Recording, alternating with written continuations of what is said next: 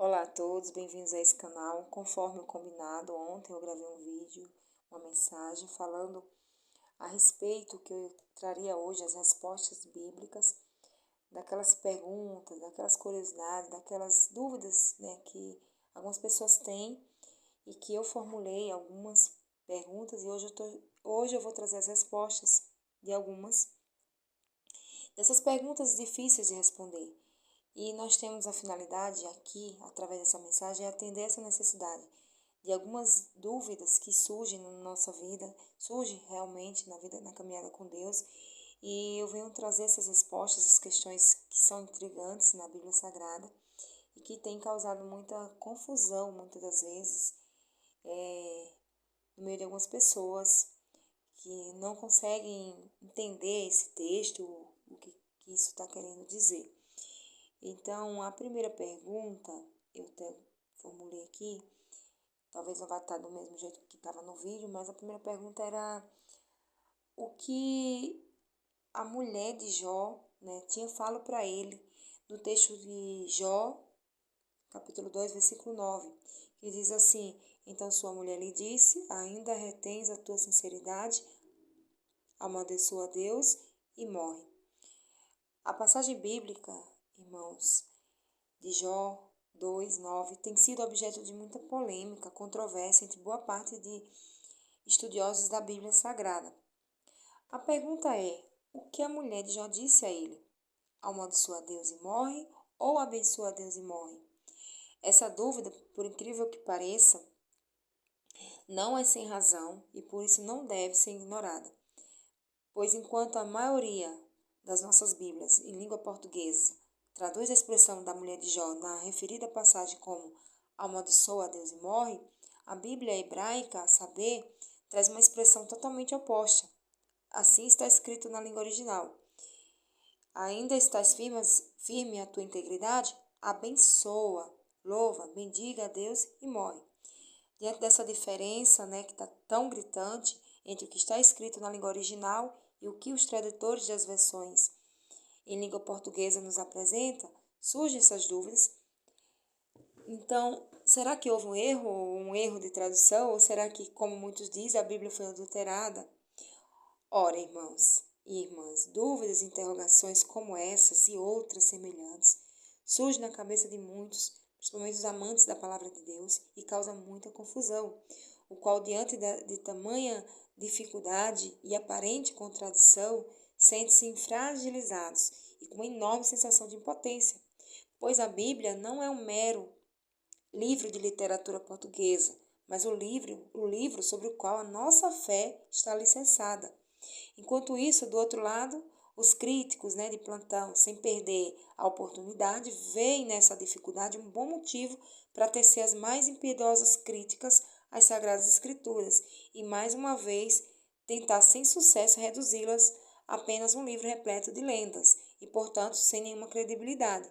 Diante desse dilema, tudo o que resta aos amantes da Bíblia Sagrada é buscar uma resposta que seja no mínimo razoável a essa tão intrigante questão. Mas enquanto isso não acontece, a pergunta ela continua. O que a mulher de Jó disse a ele? E para isso a gente veio aqui, através dessa mensagem, desse vídeo, trazer algumas posições. Como podemos perceber, a diferença entre as versões em português e o texto original ela é óbvia. Muitas pessoas, ao tornarem conhecimento dessa diferença entre o que está escrito nos textos originais e o que está traduzido nas nossas Bíblias em português, ficam tão chocadas que às vezes chegam até a pensar que a Bíblia está cheia de erros ou que ela sofreu alguma adulteração. Por isso eu venho aqui, através desse vídeo, para lembrá-los um simples silogismo que diz: a Bíblia é a palavra de Deus. Deus ele não erra e nem se contradiz. Logo, a Bíblia não tem erros e nem contradições. Sendo assim, como devemos ler a expressão da mulher de Jó no texto em questão? Aí, a fim de responder essa pergunta, 3 posições têm sido sugeridas e eu vou dizer a minha posição, a posição na qual eu adoto e que eu acredito. Mas a primeira posição é que a mulher de Jó realmente o mandou louvar a Deus e morrer. pois é assim que está escrito no texto original. Essa é uma primeira posição que algumas pessoas defendem. A segunda é: a mulher de Jó mandou louvar a Deus e morrer, mas trata-se de uma ironia. Em outras palavras, quando ela disse louve, abençoa, bendiga a Deus e morre, na verdade o que ela quis dizer é amaldiçoa a Deus e morre. Por exemplo, uma mãe pode dizer a um filho desobediente: parabéns, meu filho, continue me desobedecendo, pois eu tenho certeza de que, agindo assim, você será muito feliz. Está ironizando essa mãe. E a terceira posição é: a mulher de Jó mandou amaldiçoar a Deus e morrer, apesar do texto original dizer o contrário do que diz essa afirmação. Devemos considerar que a interpretação dessa frase não pode ser feita apenas por meios filológicos, ou seja, não há como interpretar essa frase apenas pelo uso da língua hebraica, pois essa interpretação envolve, além do hebraico, o contexto cultural e teológico. Como podemos ver, as duas primeiras posições são bastante concorridas por apresentar, em princípio, certo grau plausível, certo? Porém, eu vou falar minha opinião. Adotamos a terceira posição. Eu adoto a terceira posição como sendo a mais correta, por estar segundo a nossa ótica, de acordo com o contexto e com as passagens paralelas. Por outro lado, rejeitamos as duas primeiras posições pelos seguintes motivos. A primeira posição ela deve ser rejeitada porque não sugere nem confirma que a mulher de Jó tenha mandado louvar, abençoar a Deus e morrer. Caso contrário, como poderemos justificar a reação tão negativa de Jó à sua mulher? E disse a ela: como falam as insensatas, loucas, doidas, assim falas. A segunda posição, ainda que mais plausível que a primeira, é questionável, pelo fato de não ser a única no texto bíblico que apresenta essa dificuldade. Se levarmos em conta que as palavras da mulher em Jó foi uma ironia, devemos admitir que as palavras de Jó em 1 e 5, capítulo 1 e versículo 5, e as de Satanás em Jó, capítulo 1 e versículo 11, e 2, capítulo 2 e versículo 5, também foram com uma ironia. Mas, de acordo com o contexto, tudo indica que não foi uma ironia, conforme veremos na terceira posição, a qual temos adotado. Concordamos em um ponto, porém a mulher de Jó realmente o mandou amaldiçoar Deus e morrer, de acordo com o contexto. De acordo com essa posição, a mulher de Jó, de verdade, de fato, mandou amaldiçoar Deus e morrer. À luz do contexto do capítulo 2 do livro de Jó, podemos afirmar com certeza que a mulher de Jó mandou que ele amaldiçoasse a Deus e depois morresse. Amém, irmãos? Essa é a resposta que muitos têm essa dúvida. Então, ficamos com a terceira posição. Agora, a outra questão que está na Bíblia, só um momento que a gente vai ler aqui o texto, procurar aqui, que é Gênesis capítulo 2. Gênesis capítulo 6, versículo 2, que diz assim: viram os filhos de Deus que as filhas dos homens eram formosas e tomaram para si mulheres de todos os que escolheram. Irmãos, aí a dúvida que surgiu é: quem são esses aqui, os filhos de Deus em Gênesis? Quem são os filhos de Deus em Gênesis 6, 2? Porque aqui está dizendo: viram os filhos de Deus que as filhas dos homens eram formosas. Então, essa é uma dúvida que surge muito para muitas pessoas. No decorrer da história do cristianismo, irmãos, na tentativa de explicar uma das passagens mais difíceis de toda a Bíblia, essa é a pergunta das mais difíceis.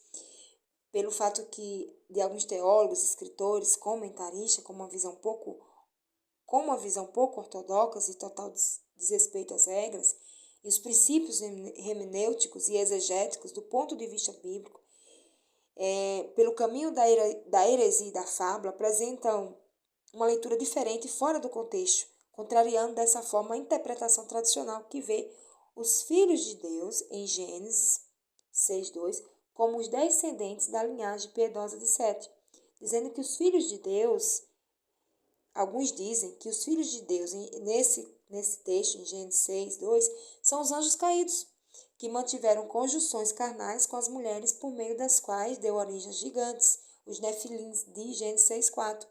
Decidimos tecer alguns comentários sobre esse tema em questão, com o objetivo de lançar luz a essa questão que tanta polêmica, e controvérsia tem gerado no cenário cristão. Até aproximadamente o ano 300 a.C., a interpretação comuníssima entre os judeus era de que os filhos de Deus em Gênesis 6 tratavam-se de seres humanos. Mas entre 150 a.C. e 200 antes de 150 a.C. e 200 depois, com o surgimento dos apócrifos e pseudoepígrafos da Bíblia, em especial os pseudoepígrafos, o livro de Enoque, o Testamento dos 12 Patriarcas, frutos de uma leitura esotérica e distorcida do texto sagrado, feito pelas seitas do judaísmo, influenciadas pelo platonismo e pela mitologia grega, uma nova visão foi proposta como sendo a interpretação de Gênesis 6:2, que entende que os filhos de Deus, na referida passagem, diz respeito aos anjos caídos, que mantiveram relações sexuais com as mulheres, e desse relacionamento surgiram os gigantes, e que, segundo o livro apócrifo de Enoque, atingiram a estatura de 3.000 côvados, cerca de 1.300 metros de altura. A medida do côvado é de aproximadamente 45 a 50 centímetros. Como podemos ver, não há como negar o teor mitológico dessa interpretação. Mas sobre isso nos adverte o apóstolo Paulo em sua carta às igrejas da Galácia, dizendo: mas ainda que nós mesmos, ou um anjo do céu, anuncie outro evangelho além do que já tem vos anunciado, é anátema. Seja anátema. Assim como já dissemos, agora de novo também vos digo: se alguém vos anunciar outro evangelho além do que já receber, seja anátema. E não somente Paulo, mas até mesmo Pedro e Judas, de forma solene, nos adverte sobre a apostasia, as heresias das quais devemos nos resguardar. Apesar de serem muitas as posições apresentadas sobre o tema, quem são os filhos de Deus, em Gênesis 6:2, vamos nos concentrar apenas nas duas posições que têm gerado mais polêmica e controvérsia no meio evangélico brasileiro. E as posições são essas. A número 1, os filhos de Deus em Gênesis 6:2, são os descendentes da linhagem piedosa de Sete. E a segunda posição, os filhos de Deus em Gênesis 6:2, são os anjos caídos que mantiveram conjunções carnais com as mulheres, por meio das quais surgiram os gigantes. Apesar dos fortes argumentos apresentados pelos adeptos da segunda posição, adotamos a primeira posição. Então, a minha posição, como sendo a única correta, pelas seguintes razões. A minha posição é a número 1, que é os filhos de Deus em Gênesis 6:2, aqui, onde está se referindo aqui, os filhos de Deus são os descendentes da linhagem piedosa de Sete. E por quê? Essa é a correta, pelas razões. Primeiro, o texto original não diz que os filhos de Deus em Gênesis 6 são anjos caídos. Segundo, o contexto de Gênesis 4, 5 e 6 não admite a presença de anjos, mas apenas de seres humanos. E 3, o juízo de Deus, o dilúvio, é contra os seres humanos e não contra os anjos caídos. E não há como explicar, a presença dos gigantes, depois do dilúvio, pois uma vez que todos os seres humanos, com exceção da família de Noé, pereceram nas águas do dilúvio, como podemos justificar a presença dos gigantes? E acredito que os gigantes foram descendência dos anjos caídos e por aí vai. Então, a minha posição, a relação a isso aqui, os filhos de Deus são a descendência de Sete. Porque ali começou, a partir de Sete, do filho de Sete, começou a invocar o nome do Senhor, e os anjos não poderiam reproduzir, terem relações sexuais. Então, essa questão, para mim, já está, sem sombra de dúvidas, os filhos de Deus que eles se referem aqui, é a descendência de Sete. Amém? Então, essa questão aqui já está esclarecida, ao meu ver, mas tem várias opiniões de outras pessoas. Vamos aqui à outra questão, a outra pergunta. Não sei se vamos conseguir responder aqui a todos, a todas, porque o vídeo ele pode ficar muito longo. E são muitas perguntas, muitas dúvidas. Vou procurar aqui o texto.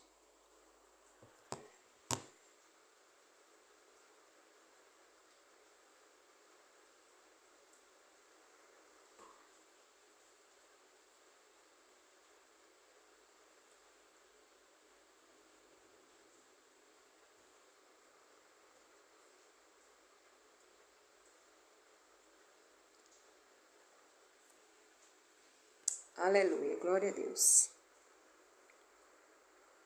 Acredito que eu ainda tenho mais 5 minutos. Eu estou procurando aqui o texto. E a pergunta seguinte, eu respondi a primeira pergunta, que era aquela questão de Jó. E agora a gente vai para a próxima pergunta. E quem eram os filhos de Deus em Gênesis 6:2? Foi a segunda pergunta.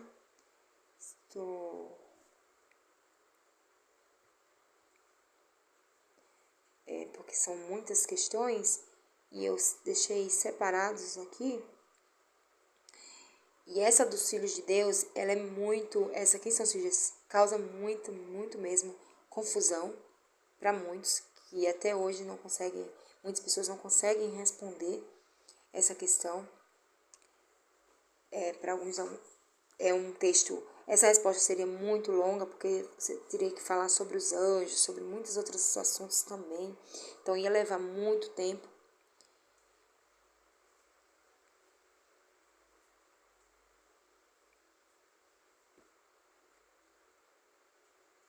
Muito tempo mesmo nessa resposta. Tem muitas opiniões aqui, muitas, mas a mais plausível e a mais correta é essa posição, exatamente essa posição, que seria os filhos de Deus. Em Gênesis capítulo 6, versículo 2, é a descendência de Sete. Então, seriam seres humanos e não se tratava de anjos caídos. Aqui, a outra questão é o canto do galo. Que diz assim o texto. Digo-te, Pedro, que não cantará hoje o galo antes que 3 vezes negues que me conheces. Esse é o texto, Lucas 22, versículo 34.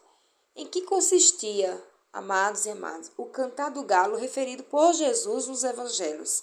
Era o canto de uma ave ou a outra explicação cultural para essa expressão do nosso mestre? Isso é uma dúvida que muitos têm, que durante séculos a posição que prevaleceu na história do cristianismo foi que o canto do galo, irmãos, referido por Jesus nos evangelhos, era o canto de uma ave emplumada que cantava para anunciar a madrugada. E nesse contexto, confirmar a negativa de Pedro, conforme Jesus havia previsto.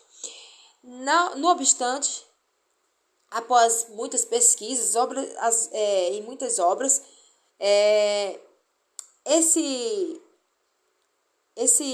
essa expressão não é a correta, que muitos achavam que seria uma ave. Então, e é curioso notar que Jesus ele passou por 6 julgamentos, né? 3 pelos judeus, o primeiro por Anás, o segundo por Caifás, o terceiro pelo Sinédrio, e 3 pelos romanos. O primeiro foi por Pilatos, o segundo por Herodes e o terceiro novamente por Pilatos. Por que eu falo isso? Porque Jesus havia previsto, né, que Pedro ia o negar, e era uma forma de ser marcado, né, esse canto marcado para morrer. Mas Jesus ele passou por esses 3 julgamentos. E agora a gente vai para esses fatos curiosos que gostaríamos de destacar é que tanto na casa desse Anás, né, quanto no de Caifás e mesmo no Sinédrio, não havia um galinheiro. Por isso que eu citei aqui esses 3 sobre os julgamentos dessas 3 pessoas que iam julgar. E, portanto, não tinha um galo, ou seja, uma ave emplumada para cantar. A essa altura pode-se perguntar, que galo ou que cantar de galo era esse referido por Jesus? Antes de explicar essa questão, gostaríamos de, a título de informação, né, apresentar a divisão do dia na época de Jesus. De acordo com os historiadores, o dia estava dividido da seguinte maneira. Dia civil de 24 horas, iniciava-se com o pôr do sol de um dia e terminava com o pôr do sol de outro dia. Dia natural era composto de 12 horas, era a parte clara de dia, que iniciava com o nascer do sol e terminava com o pôr do sol. Esse dia estava dividido em 12 períodos de 1 hora e ia da primeira até a 12ª hora. Vigília da noite era composta de 12 horas, tinha início com o pôr do sol e terminava com o nascer do sol. Estava dividida em 4 períodos de 3 horas, denominados de vigílias. Tinha a primeira vigília, que era das 18 às 21, a segunda vigília das 21 às 24, a terceira vigília das meia-noite às 3 horas da manhã, a quarta vigília das 3 às 6 da manhã. No final da terceira vigília da noite, das 3 horas da manhã, momento em que ocorreu o primeiro julgamento de Jesus, acontecia a troca do turno da escolta de soldados que fazia guarda da fortaleza de Antônia, que era a casa do governador Pôncio Pilatos. E essa troca de turno, amados, era anunciada com um toque de trombeta, que em latim chamava-se Gallicinio, que traduzindo para o português significa o cantar do galo ou o canto do galo. No exército brasileiro, por exemplo, só para ilustrar, o amanhecer é anunciado com o toque da corneta, conhecido como toque da alvorada. Na época de Jesus, como mencionamos, a troca de turno era anunciada com o Gallicinio, conhecido como o cantar do galo. E para reforçar essa assertiva, queremos recorrer a um costume judaico citado, inclusive por Jesus, de denominar a terceira vigília como o cantar do galo. De acordo com a enciclopédia da Bíblia, o cantar do galo era um nome dado à terceira vigília da noite, de meia-noite às 3 da manhã. No tempo de Cristo, a noite foi dividida pelos romanos em 4 vigílias: tarde, meia-noite, madrugada, cedo. Cada um dos evangelistas se refere ao cantar do galo em conexão com o período em que Pedro negou Jesus. E ainda segundo o comentário bíblico, se à tarde, se à meia-noite, se é o cantar do galo, se pela manhã, são as 4 vigílias da noite, de acordo com a computação romana. Fato esse que vem corroborar a citação apresentada acima. E neste mesmo comentário, a outra afirmação que diz canto do galo era uma divisão de tempo romano, indicando o fim da terceira vigília, cerca das 3 horas da madrugada. O canto do galo marcou a terceira vigília romana, da meia-noite até 3 da madrugada. O cantar do galo, o nome da terceira vigília da noite é o cantar do galo. A palavra cantar vem do grego infinitivo aoristo, chamar, fazer um som, cantar. Isso é o que significa.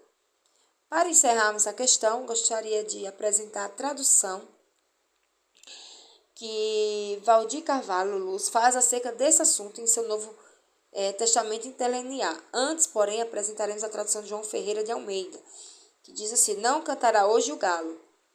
Carvalho Luz diz: não soará hoje o galo.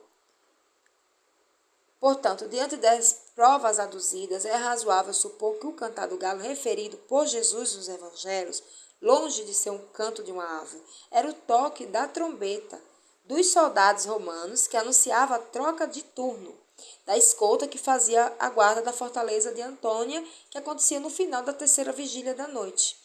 Amém?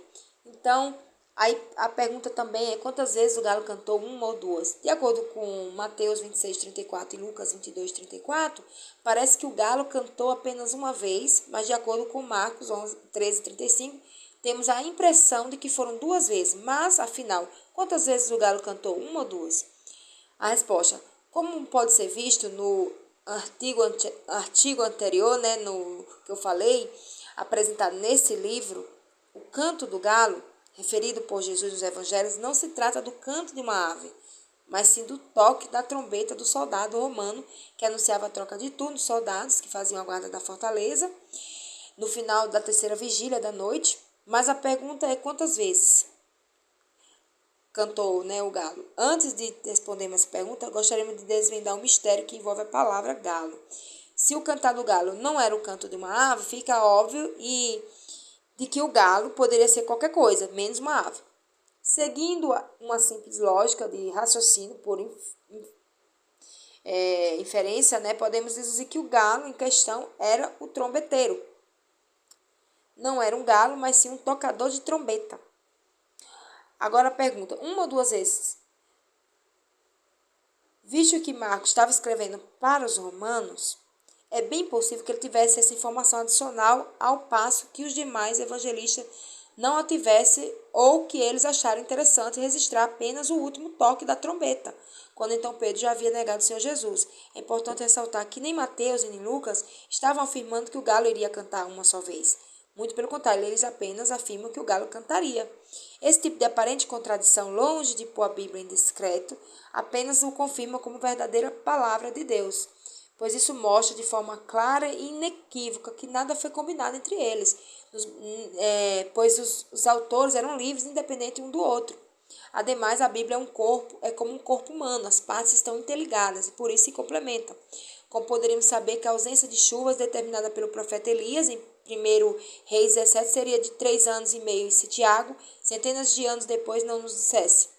Portanto, concluímos que não há nenhuma discrepância entre os relatos dos evangelistas, visto que eles atendem diferentes perspectivas. E como já dissemos, Mateus e Lucas não dizem que foi apenas, entre aspas, uma vez que o galo cantou, mas tão somente resiste o fato histórico de que o galo cantou, ao passo que o evangelista Marcos diz que foram 2 vezes, provavelmente com base nos costumes romanos, os quais lhe eram familiares. Então, foram 2 vezes nessa base.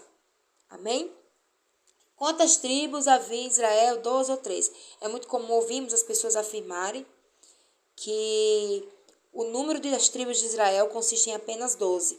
Talvez seja pela presença constante do número 12 na Bíblia. Por exemplo, as 12 portas, os 12 apóstolos, as 12 tribos, etc.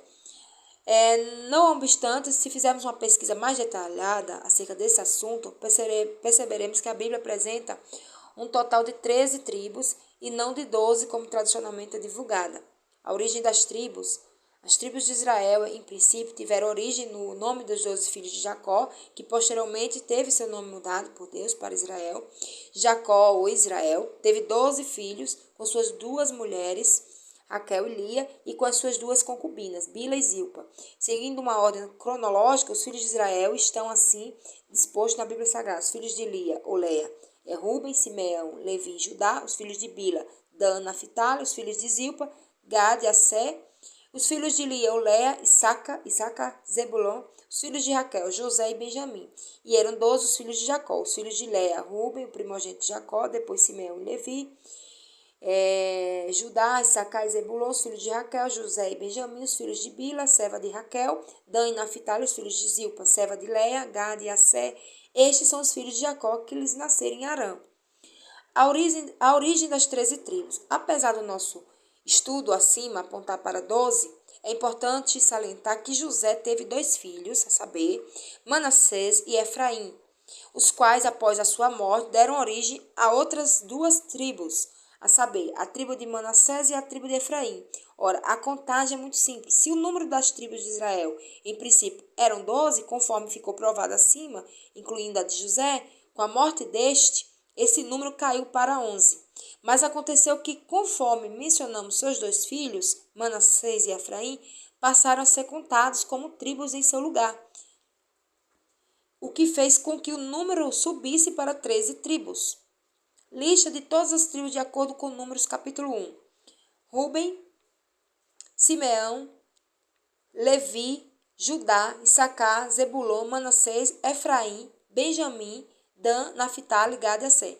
Porque encontramos na Bíblia apenas a expressão 12 tribos ao invés de 13. De acordo com o livro de Números, a tribo de Levi não era contada, posto que fosse uma tribo sacerdotal, sem direito à herança, uma vez que Deus era a sua própria herança. Daí o motivo da expressão 12 tribos. À luz dessa explicação, concluímos que as tribos de Israel somavam um total de 13 tribos e não de 12, como tem sido amplamente divulgado. E a outra questão, existiu uma raça pré-adâmica? Essa questão aqui é na tentativa de muitos explicar a pluralidade das raças que povoam o planeta Terra. Alguns têm proposto que Deus criou outras pessoas antes de Adão e Eva, ou no mesmo momento que estes, para povoar a Terra. Essas são dúvidas que muitos têm. Outros, levados por um delírio exacerbado, chegam a propor que Deus criou outros seres humanos além do primeiro casal, Adão e Eva. Não somente para povoar a Terra, mas também para habitar em outros planetas. E com isso querem, por exemplo, dar existência a OVNIs e aos seres extraterrestres. A existência desses seres ou desses objetos não passa de mera utopia, pois nem mesmo a ciência advoga a esse favor. Não obstante, para aqueles que adotaram a Bíblia Sagrada como única regra infalível de fé e fonte de autoridade, é extremamente necessário compulsá-la a fim de saber o que ela diz acerca dessa questão. Pelo que me consta, não há nenhum só versículo nas Sagradas Escrituras, do Gênesis ao Apocalipse, que abone tal afirmação. Não encontramos nenhuma passagem bíblica que afirme que Deus tenha criado outros seres humanos além de Adão e Eva, para habitar a Terra ou mesmo outro planeta. Essa afirmação é fruto de uma teoria conhecida como poligenismo, que, diga-se de passagem, não tem nenhum amparo nas Sagradas Escrituras. Diante de tudo isso, resta-nos apenas saber o que a Bíblia diz a esse respeito. De acordo com o texto bíblico, o primeiro e único homem criado diretamente por Deus foi Adão, por meio do qual ele fez Eva. Gênesis capítulo 1, versículo 26 ao 28, capítulo 2, versículo 7, 18 e 24. A partir desse casal, toda a terra passou a ser povoada. Essa teoria é conhecida como monogenista e tem o total amparo das Escrituras. Atos 17, 26, Romanos 5, 12, 1 Coríntios 15, 45, 1 Timóteo 2, 13. Que Adão é o pai da raça humana, a Bíblia não deixa nenhuma sombra de dúvidas. Amém? Nas próximas a gente conclui essas questões. E agradeço desde já quem está aqui acompanhando.